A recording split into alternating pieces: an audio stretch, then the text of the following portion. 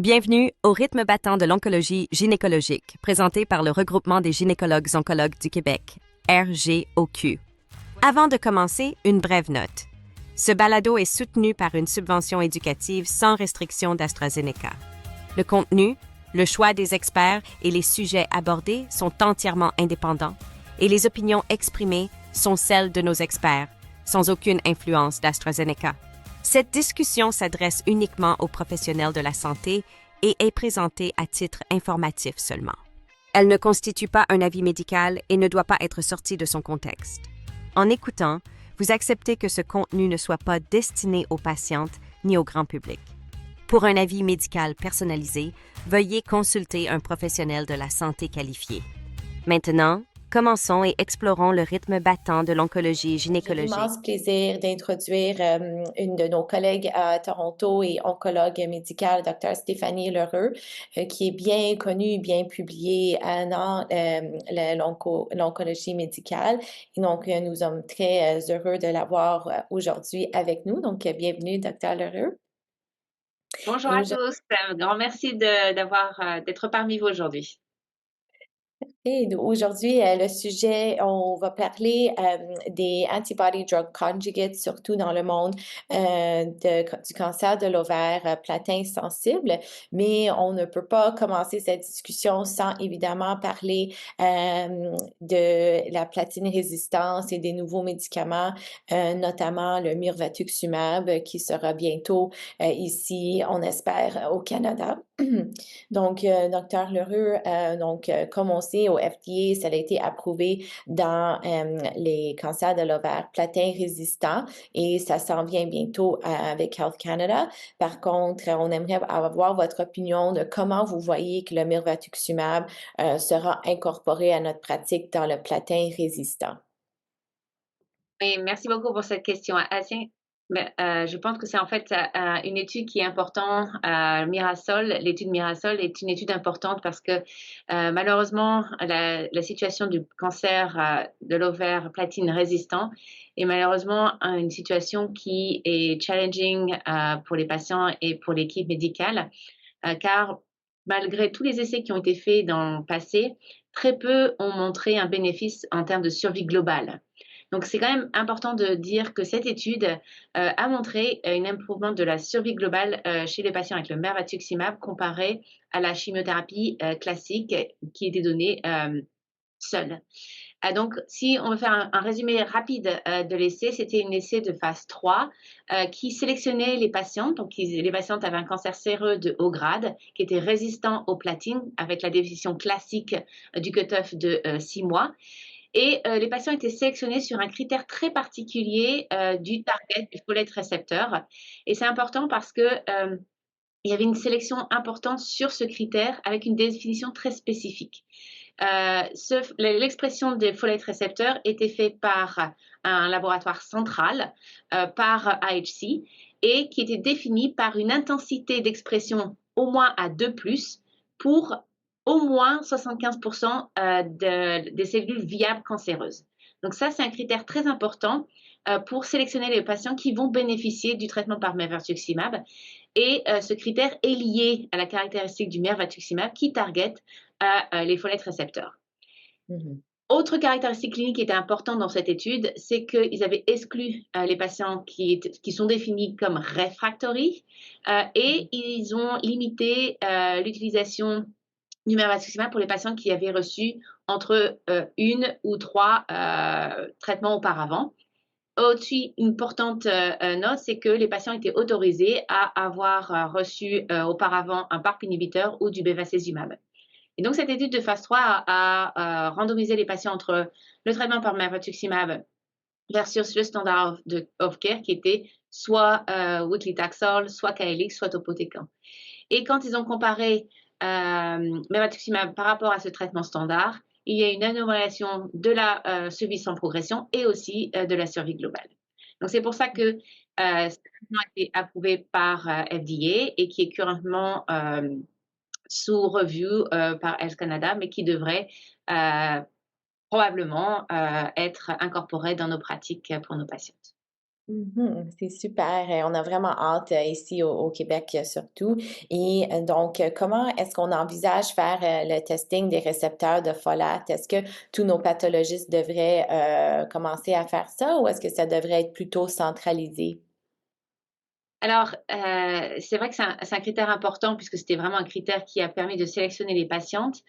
Mais il doit être fait de façon très spécifique. Donc, par exemple, quand on a intégré BRCA testing pour nos patientes cancer séreux de haut grade, au début, ça a été centralisé et ensuite, après, ça a été implémenté dans différents centres. Je pense que c'est ce qui se passera également probablement au départ pour le testing des folettes récepteurs, parce qu'il y a vraiment ça repose sur l'expression et l'intensité. Donc, ce sont deux critères qui sont importants pour déterminer au folate récepteur expression. Donc, je pense qu'au début, ça sera probablement centralisé pour être sûr que ce soit validé et ensuite probablement implémenté dans différents centres. Mmh. C'est vraiment super et nous, en ce moment, on a les études cliniques dans le platin sensible, donc on commence un petit peu à connaître les effets secondaires, mais tout pour, tout le reste du Québec. Est-ce que vous pourrez nous donner un peu de détails sur c'est quoi les effets secondaires, spécifiques, puis comment on peut, les gérer? Alors, le principe de l'ADC, c'est vrai que c'est essayer d'augmenter l'index thérapeutique par une meilleure administration du cytotoxique au sein de la tumeur, en utilisant justement le specific target. Donc, on va avoir des effets, des toxicités communes qu'on a déjà vues avec nos cytotoxiques dont on a l'habitude, avec notre chimiothérapie classique. Donc, on va avoir la toxicité hématologique, on va avoir les nausées et vomissements, qui normalement, ça dépend les ADC et ça dépend la chimio utilisée, mais voilà, on reste avec les toxicités hématologiques et les nausées et vomissements qui parfois sont un peu moindres qu'avec nos chimios classiques, mais ça reste quelque chose qui est vu pour nos patients et qui a besoin d'avoir des prémédications spécifiques pour la nausée et vomiting. On donne en général des prescriptions pour éviter les nausées et les vomissements. Et il faut toujours vérifier la toxicité hématologique qui est vue. Mais dû à la caractéristique spéciale des ADC, il y a des toxicités qui sont vraiment spécifiques en fonction de l'ADC dont on utilise. Si on prend l'exemple du mirvetuximab, une des toxicités qu'on n'a pas l'habitude et qui vraiment demande une éducation du patient et de l'équipe, c'est la toxicité oculaire qui demande d'avoir un bon ami ophtalmo qui peut voir vos patients avant de débuter le traitement pour être sûr qu'il n'y ait pas une comorbidité sous-jacente qui peut en effet influencer la toxicité. Donc en effet, avant de commencer le traitement par mirvetuximab, votre patient doit être vu par un ophtalmologiste. Et ensuite, il y a des mesures préventives avec l'application de collyre plusieurs fois par jour que le patient doit s'administrer pour éviter la complication oculaire qui peut être vue. Donc, les patients peuvent reporter soit une vision un peu trouble, soit l'œil un peu sec ou ce qui a été vu aussi, c'est la kératinopathie qui peut être vue avec le mirvetuximab. Et c'est important d'avoir ces mesures préventives, mais aussi d'être alerté sur ces symptômes, parce qu'en général, quand on fait une pause du traitement, ça s'améliore. Donc en fait, c'est important d'être prévenu de ces effets secondaires parce que quand même, la vision, c'est quelque chose de très important. Donc c'est important dans ces cas-là de poser le traitement. En fonction de l'évolution et de la réponse au traitement, on peut éventuellement reprendre avec une réduction de la dose en fonction du grade de toxicité et de l'évolution. Mais c'est vraiment important à ce moment-là de faire une pause du traitement si on voit ce genre d'effets secondaires. Là, c'est vraiment intéressant parce que je pense qu'il va falloir qu'on comprenne est-ce qu'il faut donner une pause? Est-ce qu'on peut gérer juste avec les gouttes? Donc, il y a des études en cours qui nous démontrent quelle goutte est meilleure versus une autre. Puis aussi, ouais, je suis un peu naïve. Donc, j'avais une patiente qui me disait juste comme une anecdote. Oh, ben, j'ai pas conduit en 2 ans, puis finalement, je me suis rendu compte que je vois pas de loin. Donc, je dis, ah, c'est peut-être normal, mais finalement, si c'est nouveau, faut le considérer comme potentiellement un effet secondaire, donc c'est vraiment Et c'est intéressant. pour ça qu'il faut vraiment un examen au départ, avant de commencer, parce que sinon, c'est vrai que c'est difficile, parce qu'à l'âge de nos patients, parfois, on peut aussi avoir la cataracte voilà, donc c'est vrai que c'est important d'avoir assessment avant de commencer pour pouvoir distinguer et pour agir avant de commencer le traitement. C'est intéressant aussi parce qu'il faudrait voir dans les études celles qui ont baseline justement des cataractes ou des problèmes. Est-ce que donner le MIRV, ça va vraiment empirer leurs symptômes? Donc, je pense que c'est vraiment excitant pour les patientes finalement dans le platin résistant d'avoir quelque chose ou de leur offrir plus de temps. Et puis, comme on sait dans tous les autres sites Tumoro, on essaie de ramener ça un peu plus tôt. Donc, on va se concentrer dans ce podcast sur les platins sensibles. Et là, il y a beaucoup de talks sur les ADC qui s'en viennent dans le platin sensible. Donc, est-ce que vous pouvez donner une définition de c'est quoi les ADC exactement? Oui, alors c'est important de savoir ce que c'est un ADC parce qu'il y en a tellement en développement et voilà. Et c'est vrai que c'est une nouvelle technologie qui s'en vient et je pense que c'est que le début. Donc l'ADC, le but, c'est vraiment d'augmenter l'index thérapeutique en améliorant la délivrer du traitement au niveau de la cellule cancéreuse. Donc le principe, c'est la cellule cancéreuse, elle a souvent des récepteurs à la surface qui peut être targetée pour administrer directement le traitement à l'intérieur de la cellule cancéreuse. Donc, l'ADC, il est au départ décrit par son antibody qui a une spécifique target sur la cellule cancéreuse. Donc, si on regarde en ce moment les ADC qui sont en développement, il y a énormément de targets en développement. Donc, celui qu'on connaît, dont on a déjà parlé, c'est le folate récepteur alpha. Mais ce qui est intéressant de voir, c'est que le mirvetuximab a eu cette spécifique définition pour la sélection des patients, mais en fonction de la caractéristique de l'ADC, eh bien, certains ADC vont avoir une différente définition de comment tu sélectionnes sur l'expression du folate récepteur. Peut-être que certains ADC ne vont pas avoir besoin de cette définition du folate récepteur et qui vont inclure plus largement. Donc ça, c'est aussi quelque chose qui est nouveau en fonction de cette caractéristique de comment tu targetes la cellule cancéreuse. On peut avoir différents niveaux de sélection. Une autre target qui est aussi en développement, c'est HER2. Et ça, on a vu par exemple avec TDXD, une phase 2 qui a montré en effet une réponse vraiment intéressante dans les cancers gynécologiques avec le TDXD.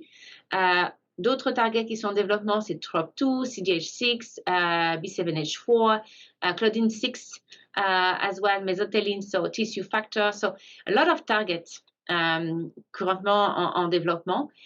Donc ça, c'est vraiment la première caractéristique de l'ADC, c'est quel est le target sur la cellule cancéreuse.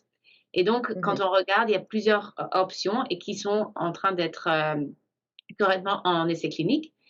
La deuxième composante très importante de l'ADC, c'est quel est le payload.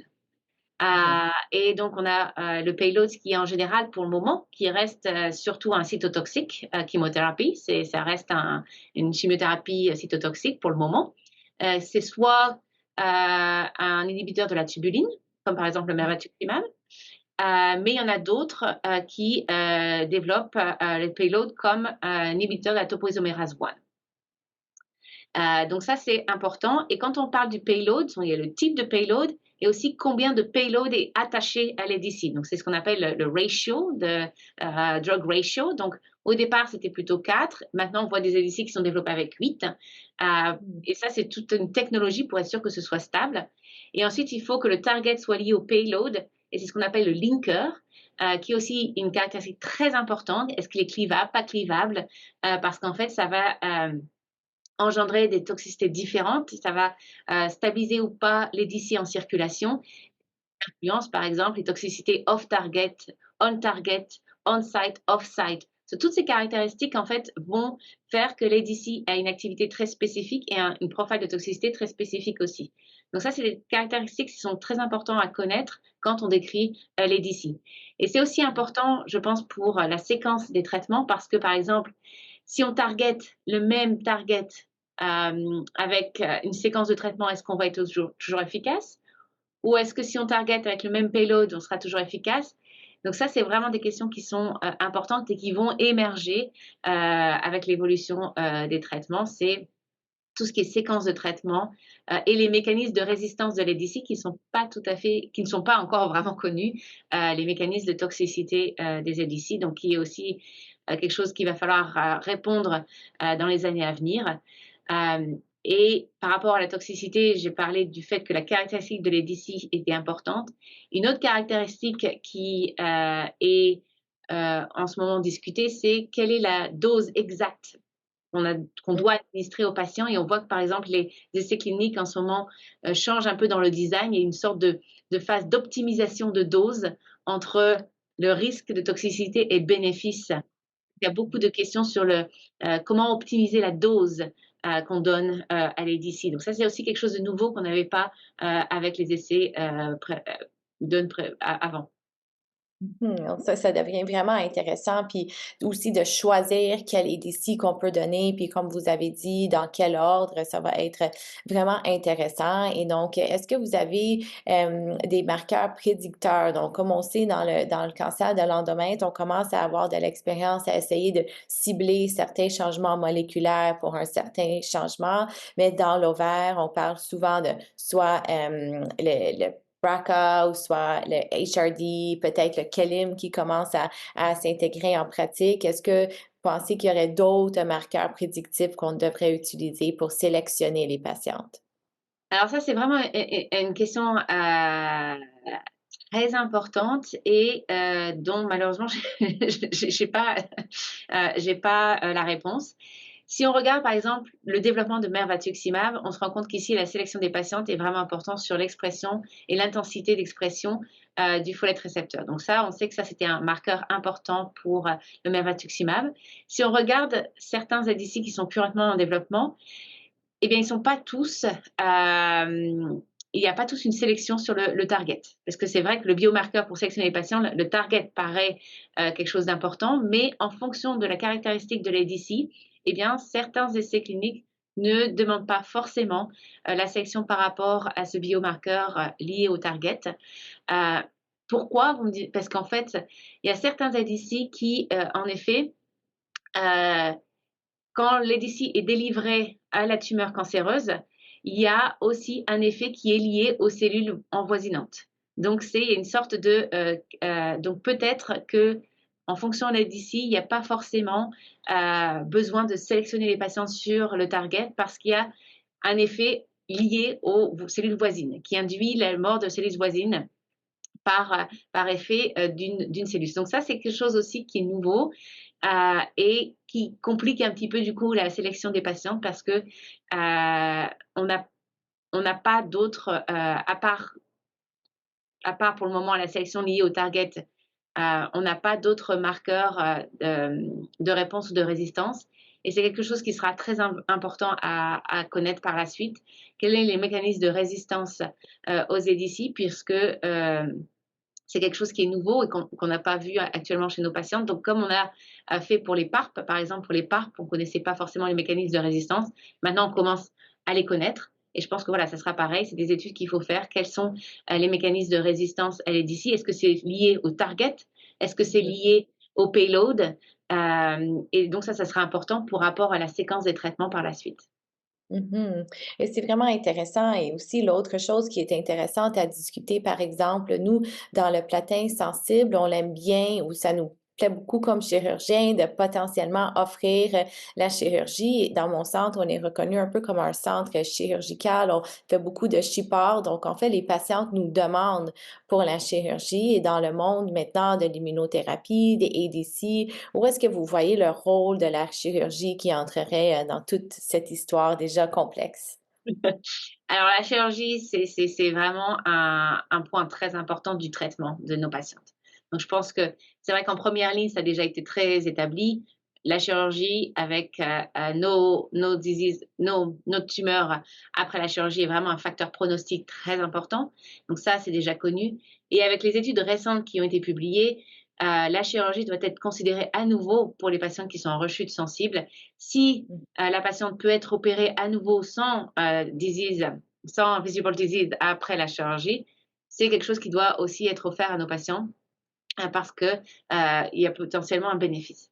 Donc, je pense que la chirurgie en termes de rechute sensible est toujours quelque chose qui est important à considérer, en sachant voilà, qu'il faut vraiment avoir pas de disease après la chirurgie. Mais je pense que tout ce concept de platine sensible, on est encore, et sur nos essais cliniques, hein, on est encore sur cette définition très théorique du 6 mois par rapport au dernier Platinum administré. Mais je pense que ça va évoluer puisque c'est quelque chose qui n'est pas forcément basé sur la biologie, qui n'est pas forcément basé sur, c'est basé sur la réponse à nouveau du platine. Mais on voit qu'avec les nouveaux traitements qui arrivent, peut-être qu'à un moment donné, on va switcher et les ADC vont arriver dans cette situation de platine sensible. Et par exemple, on voit actuellement une étude qui est en cours, l'étude Gloriosa. Alors là, c'est pas switcher avec par rapport à la chimio classique, c'est plutôt en maintenance, où les patients qui étaient en rechute sensible ont été rechallengés par le platinum. Et après le platinum, les patients sont randomisés soit sur bevacizumab plus bevacizumab ou bevacizumab alone. Et donc ça, c'est une étude en cours. On n'a pas la réponse, mais on voit que la situation du platinum sensible va changer par rapport soit à la maintenance, quelle maintenance va être proposée, ou je pense potentiellement aussi switcher sur le concept de platinum. Et peut-être que ça sera le moment de donner d'autres traitements qui ne sont pas forcément platinum. Donc ça, c'est une étude, ça va beaucoup changer. Et ça a été aussi drivé par le fait que nos patientes ont maintenant un inhibiteur de PARP et qu'il y a eu toute cette question sur si les patients étaient exposés au PARP, quelles sont les réponses au platinum. Donc, si les patientes n'ont pas progressé pendant qu'elles étaient sur un PARP, la réponse au platinum semble être la même, sauf que s'ils progressent sur le PARP, peut-être que la réponse au platinum est moindre. Donc, d'où l'idée de peut-être faire un autre traitement à ce moment-là et revenir après sur le platinum. Donc, ça, c'est quelque chose qui évolue beaucoup parce qu'en fait, notre définition de platinum à 6 mois était avant l'ère où la chirurgie était faite au niveau de la rechute platinum sensible et cette définition était aussi avant les PARP. Donc, on voit que c'est vraiment tout un domaine qui est en train de changer.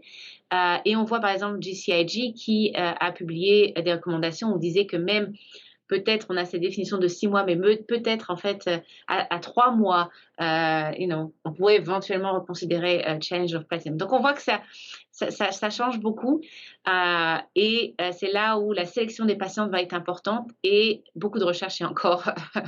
On a vraiment besoin de beaucoup de recherche pour justement aider la sélection des patientes et d'idée quel est le best traitement à ce moment-là, parce que pour le moment, on manque un peu de ces critères. C'est ça exactement. Puis philosophiquement, comme vous avez dit, les termes, le vocabulaire, maintenant, ça change un petit peu. En endomètre, il y a les changements moléculaires, en vulve, en ovaire, comment on classifie la cytoréduction. Donc, je pense que classifier les patientes, ce sera moins défini par le mot platine ou le 6 mois. Donc, ça va vraiment changer. Puis, chercher vraiment des prédicteurs un peu moléculaires, je pense que ça va nous aider aussi. Donc, c'est vraiment un monde qui change vraiment. Donc, c'est vraiment, vraiment excitant. Est-ce que vous avez des pensées ou des mots finales en relien avec les ADC dans le cancer de l'ovaire platine sensible? Oui, alors je réfléchissais juste par rapport, c'est vrai que par exemple quand on voit dans ce qui se passe dans l'endomètre, où c'est vrai qu'il y a une classification qui est maintenant bien établie. Dans le cancer de l'ovaire, alors on a fait cette distinction par rapport au départ à la pathologie. Quel est le type pathologique du cancer de l'ovaire? Donc le cancer séreux de haut grade maintenant a vraiment une entité très différente du cancer séreux de bas grade, par exemple, ou d'autres types de cancer de l'ovaire. Quand on regarde le cancer séreux de haut grade, on a maintenant cette définition BRCA ou pas BRCA, on a cette définition de HRD ou HRP. Le challenge du cancer séreux de haut grade, c'est qu'il n'y a pas beaucoup de mutations et c'est vraiment drivé par les copy numbers et l'hétérogénéité de ce cancer séreux de haut grade. Donc, c'est pour ça que peut-être la sélection des patientes est aussi un petit peu difficile et que plus de recherche est nécessaire pour sélectionner les patients parce que il y a cette hétérogénéité et ces copy numbers qui drive le cancer.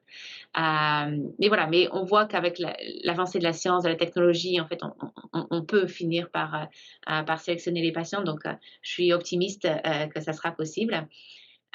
Et concernant les ADC, je pense que c'est juste le début. Et beaucoup d'essais pour le moment sont faits avec les ADC, avec juste les ADC. Mais je pense que l'opportunité des ADC, c'est potentiellement en combinaison. combinaison avec d'autres types de traitements, combinaison par exemple aussi avec d'autres molécules qui targetent le micro-environnement de la cellule cancéreuse. On sait que targeting potentiellement la vascularisation, on a vu voilà, avec le bevacizumab par exemple, c'est une combinaison qui peut être intéressante. Et je pense qu'il y a encore beaucoup à faire par rapport au micro-environnement de le cancer de l'ovaire. Malheureusement, l'immunothérapie pour le moment n'est pas quelque chose qui est en routine pour le cancer de l'ovaire, mais je pense que voilà, si on continue à exploiter tout ce qui est système immunitaire par rapport au cancer de l'ovaire, on va finir par trouver la clé. Et c'est là où toutes les combinaisons, éventuellement avec les ADC, pourront être intéressants. Donc je pense que voilà, c'est juste, on a ouvert une porte avec les ADC qui est vraiment, on a déjà eu la première génération, mais il y a des nouvelles générations, on est déjà sur la troisième génération d'ADC. Voilà, je pense que c'est juste le début et que la technologie sur l'administration va encore évoluer et ça offre, voilà, les combinaisons en fait, ça offre la possibilité de combiner les traitements qui sont importants, surtout vers l'hétérogénéité du cancer de l'ovaire. Donc ça, c'est un point très important. Et après, l'autre question qui va vraiment venir, c'est la séquence de traitement. La séquence de traitement, c'est vraiment une question qui sera importante et qui n'est pas facile à répondre. Et c'est là où justement la recherche académique est aussi importante.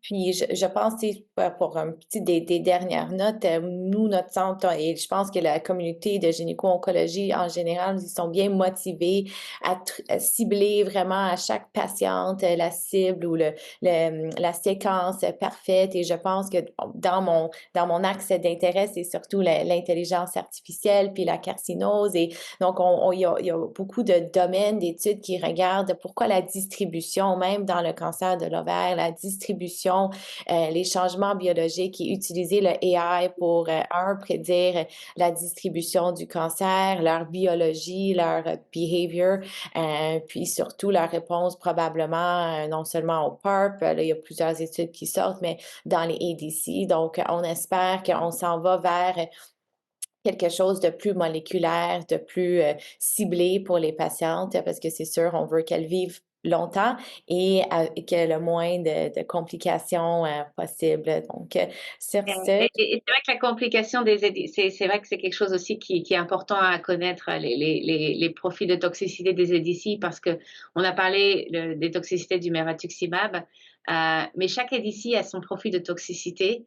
Et par exemple, si on prend un autre ADC dont on a discuté, targeting HER2, le 2DXD, une des toxicités qui a un spécial intérêt et à monitorer, c'est la pneumonitis. Et ça, c'est quelque chose qui a été vu dans les essais cliniques. Donc, c'est quelque chose pareil qu'on n'est pas forcément habitué à voir dans nos patients, dans nos pratiques actuelles. Mais c'est des toxicités qui ont été vues avec certains types d'ADC, la pneumonitis. Et donc, c'est pour ça que c'est important d'avoir un scanner au départ. C'est aussi important après de monitorer les symptômes de nos patients avec éventuellement des essoufflements ou alors une toux qui est inhabituelle. Et donc ça, c'est aussi quelque chose qui est très important pour les ADC qui ont été vus. Et c'est vrai que les ADC alors, peuvent donner, par exemple, l'alopécie, mais le taux varie en fonction des ADC aussi. Donc ça, c'est aussi quelque chose pour les patients, d'un point de vue de patient, qui est important à considérer et donc à connaître. ben, super, mais on est encore vraiment illuminé par votre présence et vos connaissances. Donc, je vous remercie énormément, Dr. Lheureux, d'avoir été là avec nous et on espère avoir plus de collaboration et plus d'opportunités ensemble avec vous et au Québec. Merci beaucoup. Avec grand plaisir, c'était un grand plaisir. Merci Merci de beaucoup. vous être joint à nous pour Au rythme battant de l'oncologie gynécologique. Nous espérons que l'épisode d'aujourd'hui vous a offert des perspectives précieuses. Pour plus de contenu et pour rester informé, visitez-nous à rgoq.ca. D'ici là, restez informés, restez connectés et continuez à faire avancer les soins aux femmes atteintes de cancer gynécologique.